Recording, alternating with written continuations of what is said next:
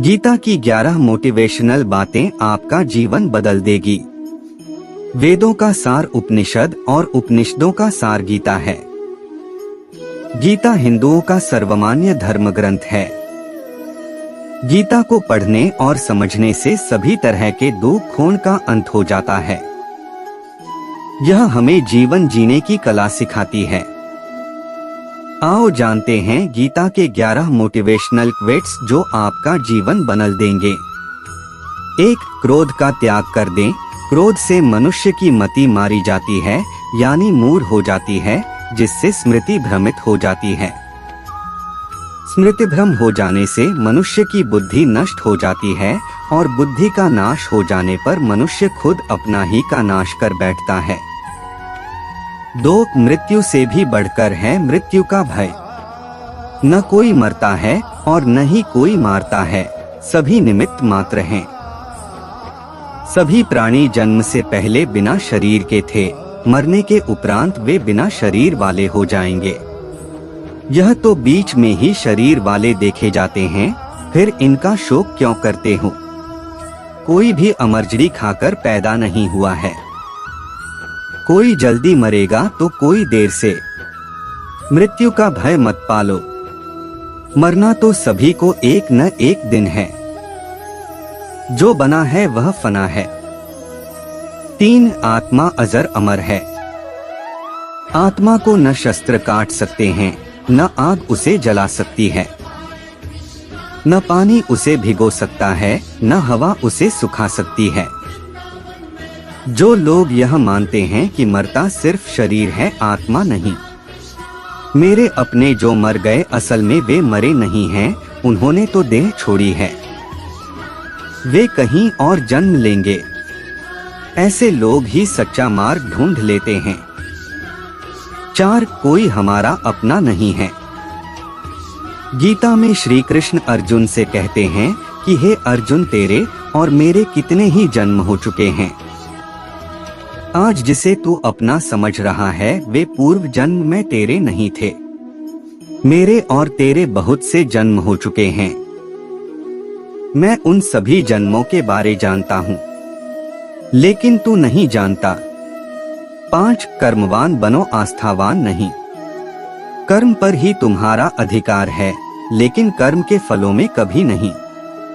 इसलिए कर्म को फल के लिए मत करो और न ही काम करने में तुम्हारी आसक्ति हो।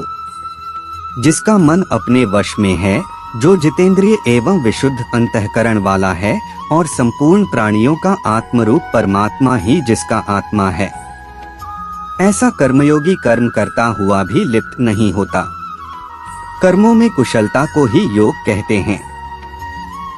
6. नरक का द्वार काम, क्रोध तथा लोभ, ये 3 प्रकार के नरक के द्वार सर्व अनर्थों के मूल और नरक की प्राप्ति में हेतु होने से यहाँ काम, क्रोध और लोभ को नरक का द्वार कहते हैं। आत्मा का नाश करने वाले अर्थात उसको अधोगति में ले जाने वाले हैं। अतएव इन तीनों को त्याग देना चाहिए। 7. व्यर्थ की चिंता छोड़ वर्तमान में जियो। क्यों व्यर्थ की चिंता करते हो? किससे व्यर्थ डरते हो? कौन तुम्हें मार सकता है? आत्मा न पैदा होती है न मरती है। जो हुआ वह अच्छा हुआ, जो हो रहा है वह अच्छा हो रहा है, जो होगा वह भी अच्छा ही होगा। तुम भूत का पश्चाताप न करो, भविष्य की चिंता न करो।